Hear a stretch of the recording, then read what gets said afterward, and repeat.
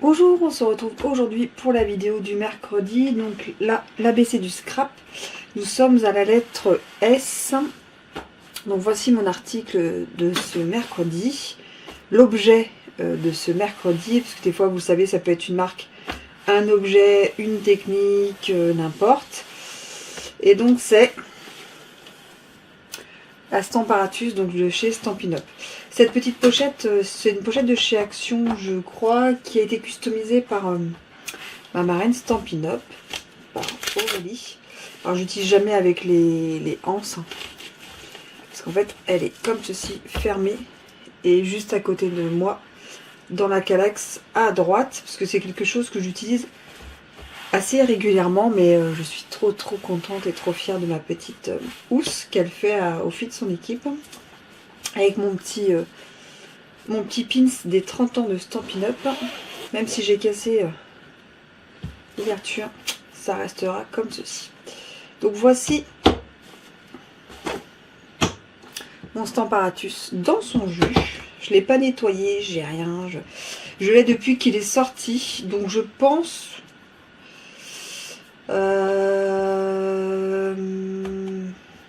2018. Donc ça va faire bientôt 4 ans qu'il est sorti, parce que pour moi c'était au catalogue en juin 2018. Donc je l'ai acheté soit dans mon kit ou soit dans le mois d'après, mais c'est une des premières choses que j'ai acheté chez Stampin' Up quand je suis devenue démonstratrice, en juin 2018. Alors avant j'en avais une autre, que je vous dise pas de bêtises parce que je l'ai vendue depuis.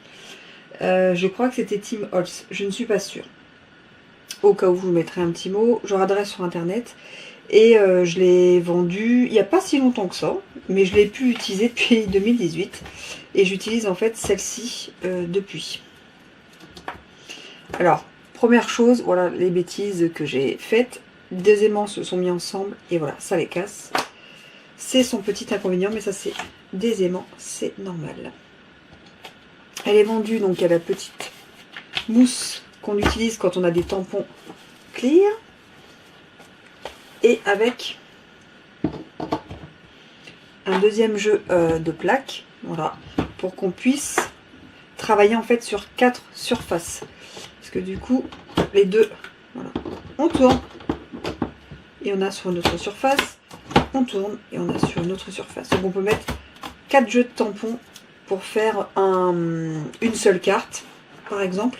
C'est hyper pratique. Moi je l'ai beaucoup utilisé parce que comme vous le savez, jusqu'à mois de décembre je faisais un échange chaque mois de 23 cartes, et donc ça je les ai beaucoup utilisées parce que la carte de décembre, comme il y avait un Père Noël, des cadeaux, une guirlande, un texte sur chacune des faces, j'avais un tampon qui était bien positionné, voilà, par rapport au tampon que j'avais mis, voilà, par rapport à la première carte. Et après je les mettais toutes au même endroit, et franchement c'est très pratique. Il n'y a pas beaucoup de plaques à tampons en fait, où il y a autant de faces et de possibilités. Ensuite ça c'est pareil, on l'utilise comme ceci quand c'est un tampon caoutchouc, comme ceci quand c'est un tampon clear. Donc quand c'est des tampons clear comme ceci, on utilise la petite mousse en fait. Donc vous mettez votre tampon, votre papier. Hop. Si c'est un tampon caoutchouc comme ceci, on n'utilise pas cette petite mousse. En fait la mousse elle est déjà présente en fait. Vous voyez, ça remplace ceci. Ça c'est pas mal. Stampin' Up, ce qu'ils ont sorti aussi, ça c'est pas mal. J'utilise en fait quand je mets la carte, ou quand je fais j'utilise la presse à tampons, donc le Stamparatus, quand je fais de l'embossage. Voilà. Donc il existe des petits papiers comme ceci. Voilà, hop. Ça évite de salir. Je vais vous en montrer un. Je le laisserai dedans après. Donc soit on l'utilise en inch, soit en centimètres. Si on veut vraiment bien positionner sa carte et on fait des petits repères, donc moi je fais des petits repères avec mes Stampin' Right par exemple, hop, hop, hop, hop, ma carte est ici, comme ça je peux faire plusieurs cartes, je les positionne toujours au même endroit.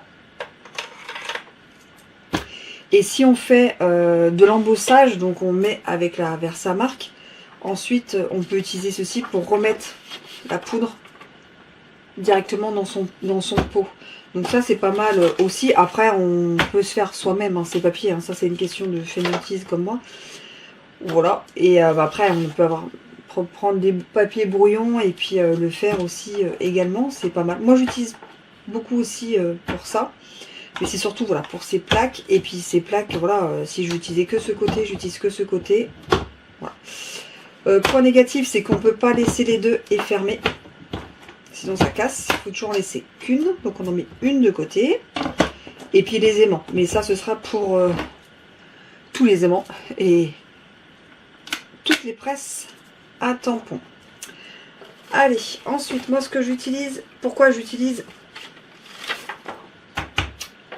ceci, j'utilise mon Stamparatus, donc la presse à tampons, quand je dois faire des motifs, vous savez, en rond. Donc ça, c'est quelque chose qui est fait maison. Voilà. Après, j'ai ce système-là aussi, en 10 cm, donc avec un papier de 10-10 à l'intérieur. Ça, c'est du 12 cm, voilà. Et en fait, c'est pour faire les tamponnages en rond. Donc ça, j'utilise ma presse à tampon, mon Stamparatus à chaque fois. Donc pour faire tout ce qui est rond, pour faire tout ce qui est beaucoup de tamponnage sur la même carte, sur la même page, sur le même fond. Donc je vais utiliser ma presse à tampon. Je vais l'utiliser aussi si je dois faire un tampon miroir avec ma feuille de silicone. Ça c'est pareil. Je l'utilise aussi ma presse à tampon. Là il existe, voilà, hop là, hop là, là il existe ceci, c'est exactement la même chose, j'en ai perdu une partie, bon, je redresse ça après, vous voyez, ça c'est un truc, enfin c'est quelque chose que j'aime beaucoup, c'est quelque chose que j'aime voilà, beaucoup, et j'ai toutes les tailles, j'ai fait plein de tailles différentes, comme ça je suis sûre d'avoir toutes les tailles en fonction de ce que j'ai besoin. Ça c'est l'intérieur, vous voyez, voilà, que j'ai découpé, et après en fonction c'est des cartes 10 10 12 12 11 11 15 15 8 8 aussi j'ai fait. Donc voilà pourquoi j'utilise ma presse à tampon. Donc voilà, mais surtout voilà, l'utilité c'est, alors elle est hyper costaud déjà. Les charnières sont hyper costauds, elles se nettoient super bien. Là avec ça, hop, ça je vais le mettre de côté, je vais garder ensemble. Un coup de, franchement un coup de lingette c'est réglé, ou un coup de chamoisine comme ceci, franchement les sécher c'est réglé. Et là elles sont hyper costauds, franchement moi je le trouve nickel au bout de 4 ans. Derrière, vous avez donc le petit passage là pour mettre les aimants. Les aimants s'achètent aussi, comme moi, ceux qui les ont cassés, s'achètent aussi séparément, hein, si vous voulez les acheter séparément. Bon après, une fois cassées, elles fonctionnent toujours, c'est juste qu'elles sont moins jolies ou moins grandes. Mais voilà, moi je les utilise comme ça. J'ai pas le souci du tout là-dessus. Et donc c'est quelque chose que je voulais vous montrer parce que c'est quelque chose que j'utilise très régulièrement, plusieurs fois par mois. Et pourtant je scrape pas voilà, tous les jours, je scrape toutes les semaines, mais pas tous les jours parce que c'est pas mon taf principal. Hop, j'enlève la plaque. Je voulais montrer que c'était hyper utile, hyper pratique, c'est surtout par rapport au nombre de faces. Donc 4, on peut en acheter encore des planches séparées si on veut vraiment faire un projet avec 7, 8 tampons différents. Enfin là déjà 4, franchement, on en rajoute 2, ça fait 8, ça fait énorme. c'est déjà vraiment... Enfin, rien que ça, déjà, on peut l'utiliser au quotidien, tout le temps, tout le temps, tout le temps. C'est vrai que la moitié du temps, j'en ai besoin que d'une. Mais là, comme les projets, comme j'avais en décembre, et pourtant, c'était un projet assez simple. La carte de Noël, et j'ai eu besoin de 2 plaques. Donc voilà, c'est assez sympa. Pour que ça tienne bien droit, moi, je mets toujours... C'est pile poil la taille d'une boîte de tampons, vous voyez, la hauteur. Donc quand on a son tampon, on tamponne et voilà, ça bouge pas, c'est nickel. Franchement, ça a été super bien pensé. Je pense que cette presse de tampon va pouvoir rester quelques années parce que j'en vois pas franchement de défauts et pourtant je l'utilise vraiment très très souvent. Je vous dis, les petits défauts que c'est pas non plus des défauts de ouf. Et c'est celle que moi je préfère, pardon. Je m'étouffe avec ma salive, ça va pas le faire. C'est celle que moi, voilà, je préfère. Voilà, je vais préciser, c'est pas parce que je suis démonstratrice Stampin' Up, parce que je le redis, c'est pas pour moi mon job ni rien, c'est juste une passion. Je vois du plus, du moins partout. Effectivement, j'aime beaucoup cette marque, comme j'aime beaucoup d'autres. Mais au niveau des presses à tampons, c'est celle-ci ma préférée. J'aime beaucoup leur matériel, j'avoue.